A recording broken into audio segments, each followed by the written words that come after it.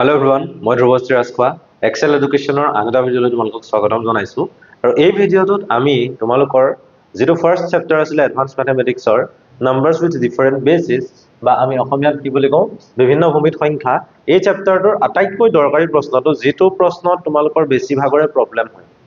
মানে আটাইতকৈ difficult question বুলি ক'ব লাগিব এটো কোৱেশ্চন কৰোতে বেছিভাগ ছাত্ৰ ছাত্ৰীয়ে খেলিমেলি কৰে আৰু ইমান কেই বছৰৰ এক্সপেৰিয়েন্স হ'ব মই ক'ব খুজো যে প্ৰত্যেকজন ষ্টুডেন্টকে এই কোৱেশ্চনটো আমি দুবাৰ তিনিবাৰ বুজাব লাগে তেতিয়াহে ছাত্ৰ ছাত্ৰীসকলে বুজি পায় গতিকে এই প্ৰশ্নটো আমি কৰিবলৈ চেষ্টা কৰো তোমালোকে যিমান পাৰা মনোযোগ দিবা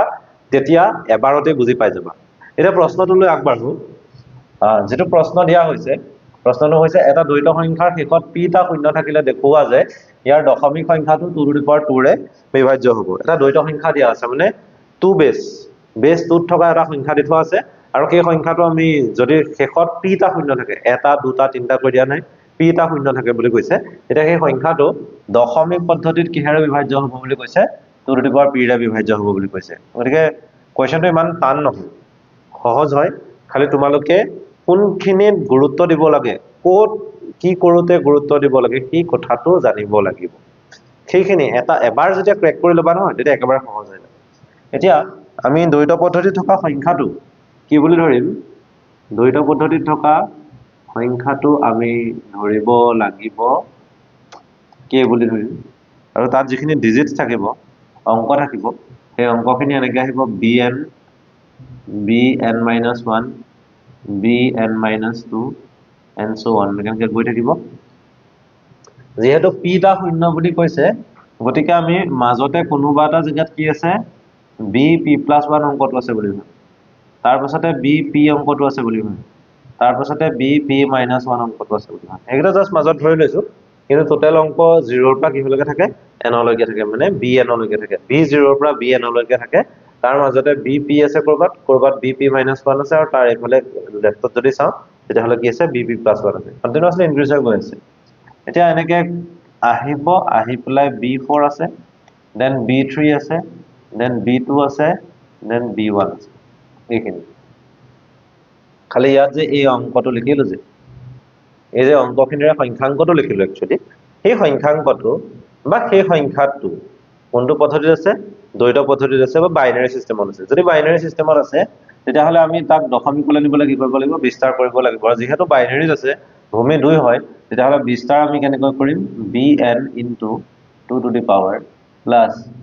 bn-1 * 2 প্লাস bn-2 * 2 তেনেকৈ লৈ গৈছো প্লাস ... প্লাস bp+1 * 2 পাৱাৰখিনি মই লিখিম অলপ পাছত লিখিম দেন bp * 2 তাৰ পাছত কি লিখিম bp-1 * 2 প্লাস ... তাৰ পাছতে কি আহিব b4 টো মই লিখিবলৈ চেষ্টা নকৰো b3 পৰা লিখিম b3 * 2 plus b2 * 2 plus b1 * 2 plus b0 * 2 এটা এটা ভুল কৰিছো b1 লিখিলো b0 লিখিলো তো b0 ৰ পৰা স্টাৰ্ট হৈ বুলি ধৰিব লাগিব একেলগে নিশ্চয় তোমালোকে বুজি পাইছা এতিয়া 2 ৰ পাৱাৰবোৰ আমি কন্টিনিউয়াসলি ইনক্ৰিজ কৰো যদি 2 ৰ পাৱাৰখিনি ইনক্ৰিজ কৰো তেতিয়া ইয়াত 2 ৰ পাৱাৰ কি পাম 0 পাম ইয়াত 1 পাম ইয়াত 2 ইয়াত 3 এতিয়া কথাটো হল চাবা দেই যেতিয়া b0 আছে তাত 2 ৰ পাৱাৰটো 2 টু দি পাৱাৰ 0 আহিছে যদি b1 লম তেতিয়া 2 টু দি পাৱাৰ কি আহিছে 1 আহিছে ইয়াত চালে গম পাব b2 ললে 2 টু দি পাৱাৰ কি আহিছে 2 আহিছে গতিকে যদি b p হয় তেতিয়াহলে তাত কি আহিব 2 টু দি পাৱাৰ p আহিব নাইবা যদি bp-1 হয় তেতিয়াহলে তাৰ লগত কি ইনটু হৈ থাকিব 2 টু দি পাৱাৰ p-1 গতিকে bp-1 যত আছে তাত 2 ৰ পাৱাৰটো কি হ'ব -1 হেতুকে বুজাবলৈ মই এখিনি কৰিব লগা হ'ল 2 টু দি পাৱাৰ কি হ'ব p-1 তাৰপিছতে ইয়াত আহিব 2 to the power p bp আছে কাৰণ আৰু ইয়াত আহিব p+1 গতিকে 2 টু দি পাৱাৰ আহিব p+1 নেক্সট bn-2 আছে তাত 2 টু দি পাৱাৰ n-2 আহিব bn-1 আছে 2 টু দি পাৱাৰ n-1 আহিব আৰু bn আছে 2 টু দি পাৱাৰ কি আহিব n আহিব এইখিনিলৈকে লিখিলো তোমালোকে নিশ্চয় বুজি পালা খালি এতিয়া মই এই পোৰশনটো মহাৰিব লাগিব যাতে আৰু আমি কন্টিনিউ কৰিব পাৰো এতিয়া ইয়াতে তোমালোকক কৈ দিছে according to question According to question কি কৈছে যদি দুটা শূন্য থাকে এই বস্তুটো চাই লোৱা দেই যদি দুটা শূন্য থাকে তেতিয়া b0 আৰু b1 এই দুটা শূন্য হয় হয়নে নিশ্চয় বুজি পাইছা যদি তিনিটা শূন্য থাকে তেতিয়া হলে b0 equal to b1 equal to b2 equal to কি আহে 0 আহে যদি চাৰিটা শূন্য থাকে তেতিয়া হলে b0 equal to b1 equal to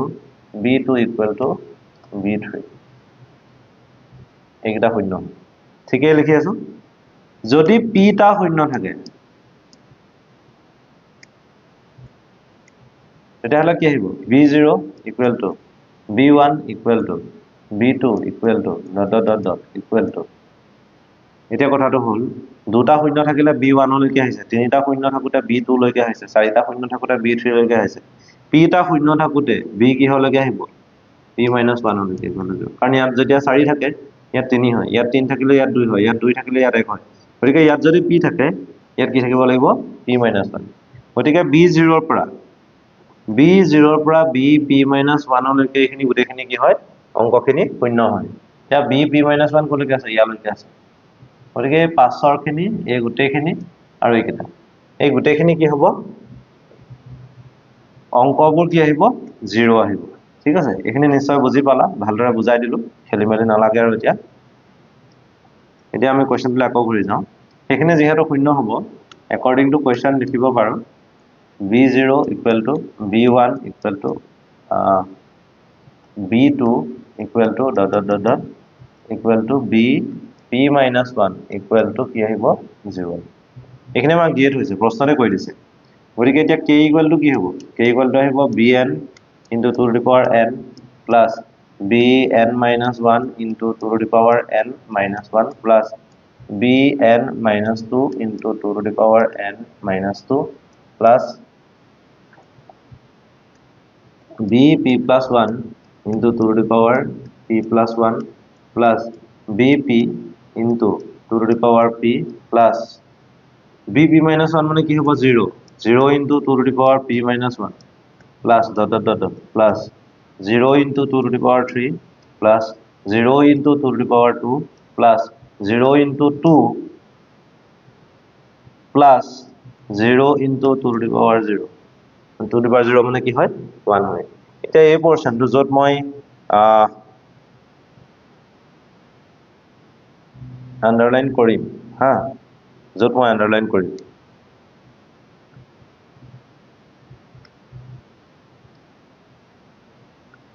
এই পোৰশনটো চা ইয়াৰ পৰা ইয়ালৈকে এই গুটেই পাঠখিনি কি হৈ যাব এই গুটেই পাৰ্টখিনি কি হৈ যাব 0 হৈ কাৰণ সবৰ লগতে কি ইনটু হৈ আছে 0 ইনটু হৈ আছে তেতিয়া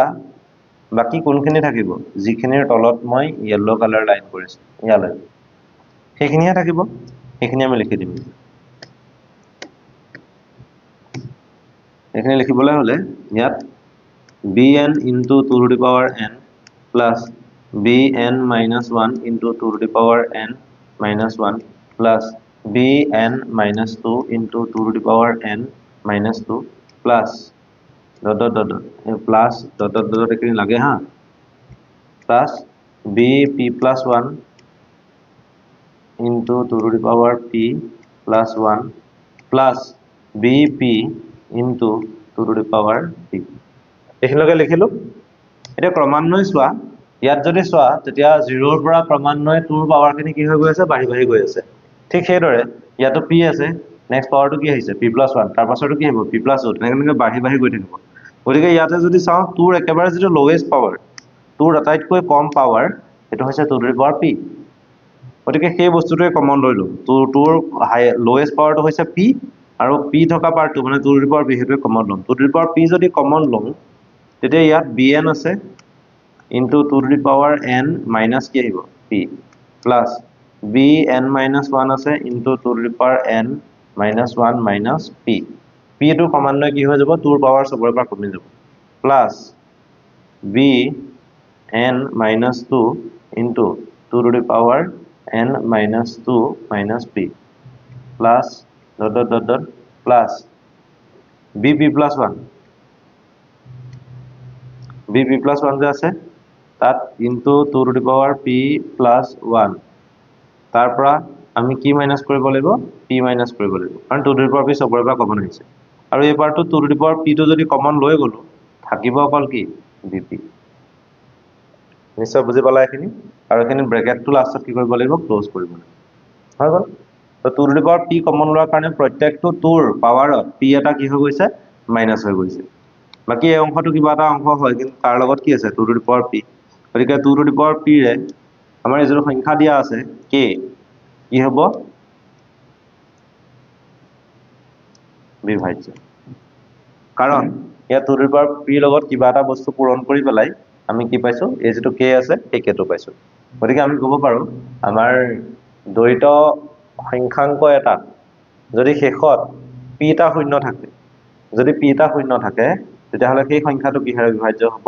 2 টু দি পাৱাৰ p ৰে বিভাজ্য হ'ব নিশ্চয় তোমালোকে গম পালা বুজি পালা ইমান টান নহয় সহজ হয় খালি কিছুমান পোৰশন আছে যত গুৰুত্ব দিয়াটো বহুত বেছি দৰকাৰী যেনেকৈ পাৱাৰটো কমন লওঁতে 2 to the power p common লওঁতে বহুত বেছি দৰকাৰী তাৰ পিছতে ইয়াতে যেতিয়া অংকবোৰৰ মান বহাবা আৰু b 0 ৰ পৰা ষ্টাৰ্ট কৰিবা হা b 0 ৰ পৰা কৰিবলৈ কৈছো কি হলকে bn হৈ এই কথাবোৰ মনত ৰাখিলে হ'ল এই কথাবোৰ যদি মনত ৰাখা তেতিয়াহলে এই প্ৰশ্নটো বহুত বেছি টান নহয় একেবাৰে সহজ তোমালোকে কৰি পেলাই অতি সহজতে এই প্ৰশ্নটোৰ দৰে খুব বেছি 2 মিনিট বা 3 মিনিটত উলিয়াই দিব পাৰিবা আৰু এই প্ৰশ্নটো কিয় দৰকাৰী কাৰণ এনেকুৱা টাইপৰ টোটাল 4টামান কোৱেশ্চন আছে কৈছোৱে সেই 4টা কোৱেশ্চনৰ কোনোবা এটা আহে আৰু আটাইতকৈ হাৰ্ড এইটো কাৰণ ইয়াত দুটা বা তিনিটা বা চাৰিটা তেনেকুৱা ধৰণৰ শূন্য কৰি দিয়া নাই আমাক কেইটা শূন্য বুলি কৈছে আমাক কেইটা শূন্য বুলি কৈছে পিটা শূন্য বুলি কৈছে আৰু পিটা শূন্য থাকিলে কিহেৰে বিভাজ্য বুলি কৈছে 2 টু দি পাৱাৰ p ৰে বিভাজ্য বুলি কৈছে গতিকে হেতু আমি প্ৰমাণ কৰি দেখুৱালো তোমালোকে চেষ্টা কৰিবা প্ৰমাণ কৰিবলৈ বাকি তোমালোকক আগৰ ক্লাছতো কৈছো যে আমাৰ ক্লাস 9 ৰ এডভান্স ম্যাথমেটিক্সৰ ষ্টুডেন্টস সকলৰ কাৰণে আমাৰ এক্সেল এডুকেশনৰ তৰফৰ পৰা এটা হোৱাটসএপ গ্ৰুপ খোলা হৈছে আৰু সেই হোৱাটসএপ গ্ৰুপটোত আমি যিমান পাৰো তোমালোকক আমাৰ কন্টেন্ট সমূহ দিবলৈ চেষ্টা কৰিম বা বাহিৰা যিবোৰ কিতাপ আছে ৰেফাৰেন্স বুকস সেই ৰেফাৰেন্স বুকসবোৰৰ পৰা কোৱেশ্চন আনসাৰ দিবলৈ চেষ্টা কৰিম তোমালোকে সেই গ্ৰুপটো দেখোনকলে জয়েন কৰি লবা তাৰ উপৰিও তোমালোকে আমাৰ যেটো exceleducation.net ওয়েবসাইট আছে এই ওয়েবসাইটত গৈ পেলাই তোমালোকে আমাৰ যেটো এডভান্স ম্যাথমেটিক্সৰ কোৰ্স আছে এই কোৰ্সটো জয়েন কৰিব পাৰিবা সেই কোৰ্সত তোমালোকক টেক্সট বুকৰ ভিতৰৰ যিমানখিনি কোৱেশ্চনছ আছে সেইবোৰ কৰি দিয়াৰ উপৰিও আমি কি কৰো তোমালোকৰ কাৰণে ৰেফাৰেন্স কিছুমান কোৱেশ্চনছ লৈ আহো যিখিনি ৰেফাৰেন্স বুকৰ পৰা ষ্টেণ্ডাৰ্ড ৰেফাৰেন্স বুকৰ পৰা আনা হয় আৰু সেইখিনি বহুত বেছি দৰকাৰী হয় গতিকে তোমালোকে আমাৰ হোৱাটসএপ গ্ৰুপটো জয়েন কৰিবা নাইবা তোমালোকে আমাৰ যেটো ওয়েবসাইট আছে ওয়েবসাইটত গৈ পেলাই তোমালোকে কোৰ্সটো জয়েন কৰি ল'ব পাৰিবা গতিকে আশা থাকিলে তোমালোকে কৰিবা ভালদৰে কৰি যোৱা নিশ্চয় ভাল হ'ব এডভান্স ম্যাথমেটিক্স ধন্যবাদ